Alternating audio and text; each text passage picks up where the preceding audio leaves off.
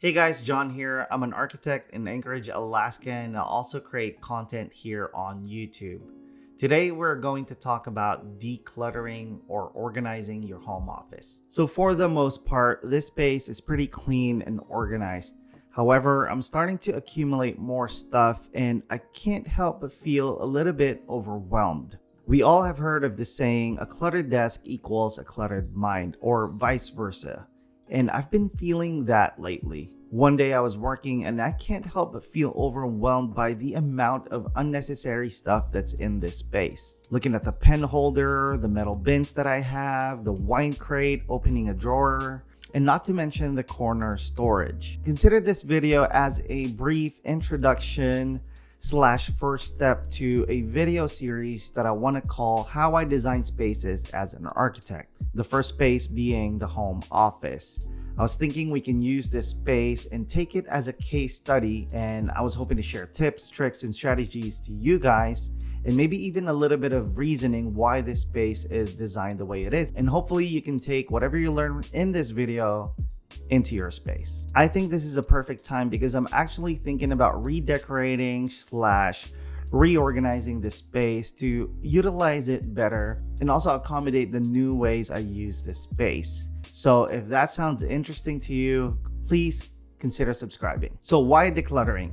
For some of you, this is the first step before you can even design and organize your space. You don't necessarily want to bring the clutter you have in your current space into your new one. So it's better to do this now, and maybe in doing so, you'll find fresh ideas for your space. For some of you, you already have a space and you're happy how it's designed and how it's organized. It's just that you want to take it to the next level. And I think people in both situations, even people in between, can relate and find something useful from this video. Tip number 1, have a designated space for each item. I would say this is probably the most important step. Even if you simply just do this, you'll find more time doing what you love instead of cleaning and organizing. Generally speaking, I can clean my space in about 5 to 10 minutes. And this is mainly because I know where each thing goes. It becomes a matter of putting things back into place, and it's almost a brainless task. It's kind of automatic. When you get used to it, your body just kind of goes into autopilot mode and you start putting things in order. And because of that, I don't dread cleaning. You can start by analyzing how you work. Think about how you use things. Are there items that should be placed together? What are the tools that you use at the same time? What kind of storage would solve that problem? How would it help you organize? Do you need a bin, a drawer, shelves? Maybe you have an existing storage solution that you're not utilizing well. Maybe start with that. For me, I create content on YouTube and I'm also an architect. So my tools are very different, although there are some that overlap. So I try my best to store all of my architecture tools together and all of my content creation tools together. Generally, I have my architecture tools in this drawer and some on this console table. And then I have my content creation tools on the shelf. All the chargers are together, batteries are all together, and miscellaneous stuff are all together. Yes, you heard that right. There are just some things that are a little too random and you don't necessarily know where to put them or where they belong. So I suggest that you dedicate a space for all of those random things. So let's take a look at this rolling shelf. So recently I've been using this rolling shelf as a kind of gaming setup. As you can see here, I have all the wires connected. And although I'm happy about this solution, it is very temporary. Sometimes if I leave it in the living room, all of my architecture tools are inside of it. So I need to go into the living room, grab all of my stuff, or I end up rolling it back here only to roll it back out later, which is not a big deal, but it is a little bit inefficient. So I decided to actually use this rolling shelf how it's supposed to be, so that anytime I need my items, anytime I need my tools, it's always there. And as for my gaming setup, I have a little bit of surprise for you guys. So go ahead and subscribe because I think you guys are gonna like it. So the first thing I need to do is to look at all of the drawer, look at what's inside, and kind of purge some items and maybe give it away. And this brings me to my second point: let go of unnecessary stuff. I've been doing YouTube for almost 2 years now, and because of this, I've accumulated a lot of gear, boxes, wires, cords, chargers, tech, accessories, and many more stuff that I don't really use anymore. Some of them are even redundant. These are usually the first things I go through and consider giving away or donating or maybe even throwing. So start by looking at your old stuff. Look at your old accessories. Maybe you have an old phone case that you're not using anymore, but you're storing for some reason.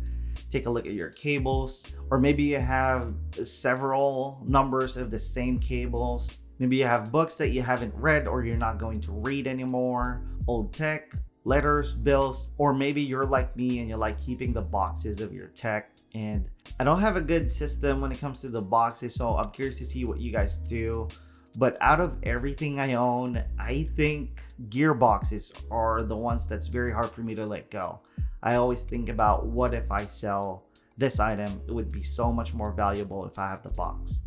That's just the way I think. But for the most part, I'm gonna try to throw almost all of the boxes I have of my non-main tech. Take a look at your documents, and maybe instead of keeping a hard copy, file it in an online storage. Now, I know even after doing that step, it can still be very difficult to give away your stuff, even though they're redundant or maybe even completely unnecessary. And I think a factor that plays into this is because you know the value of that item. And this doesn't necessarily mean that it has value for you. Sometimes you see dollar signs behind those items, or you know how much other people would value that. So you need to assess that, and you can start by asking these questions. Do I really need this? Have I used this in the past couple of months? Do I actually see myself using this again or ever? If I were to give this away, would I need to buy it again? Do I have something like this already? I know that I'm guilty of having several items that I'm saving for this one day. But if that time truly comes, I know that it wouldn't be hard to get it again. I honestly would rather give this to somebody who needs it now, or who needs it more, and free myself from this feeling of having a little bit too much. Tip number 3, clean often. I find that by cleaning my space every Friday and setting it up for the following week is good enough for me. Most of the time, I subconsciously clean as I go, and when I'm transitioning from task to task, I kind of reset my workspace anyway. For example, if I'm doing architecture work and I'm transitioning to content creation, I have to naturally clean, and vice versa. Good thing is, with a system in place, like I said earlier, it takes me only about 5 to 10 minutes to clean, taking out shipping boxes or trash that I accumulated over the week. And by taking that time to clean the space, the office is back in a state that helps me clear my mind and encourage productivity. So think of what works best for you. Maybe you need to clean every other day, or maybe even every day.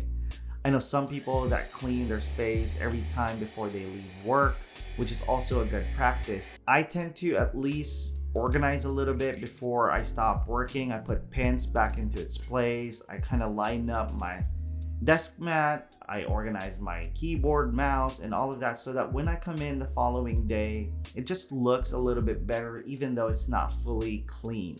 By doing tips 1, 2, and 3, you're lessening the friction of being able to create. I know I'm guilty of this too. I definitely have used cleaning as an excuse to not do things, but action versus motion, right? Although cleaning can be good and it can be productive, it doesn't really help you achieve your true work.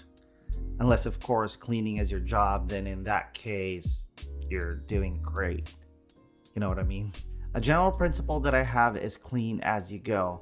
By doing this, you don't have to dedicate a specific day just for cleaning, but instead, you get to clean a little bit in a spread of a month, let's say, and it doesn't feel that dreadful. 5 to 10 minutes out of your week is nothing, right? So before we move on to the next 2 tips, let's talk about the sponsor of today's video, Skillshare. Skillshare is an online learning community. They have thousands of classes for lifelong learners who is ready to take the next step in their creative journey. Skillshare has a wide range of classes, basically anything and everything that you can think of, they have it. You want a more in-depth decluttering class? They have it. You want to learn more about interior design? They have it. The best thing about these classes is you can find one that fits your skill level and most importantly, your schedule. Since learning is the focus of Skillshare, their videos contain no ads, which means you can stay focused and explore where your creativity takes you. Only at $10 a month for an annual subscription, this is one of the best investments you can make for yourself. The first 1,000 people who click the link in the description below will get a free premium membership so you can explore your creativity. Thank you Skillshare for sponsoring this video. Fourth tip, manage your cables. I know a lot of you are dreading this, you don't even want to do it, but trust me, it's worth your time.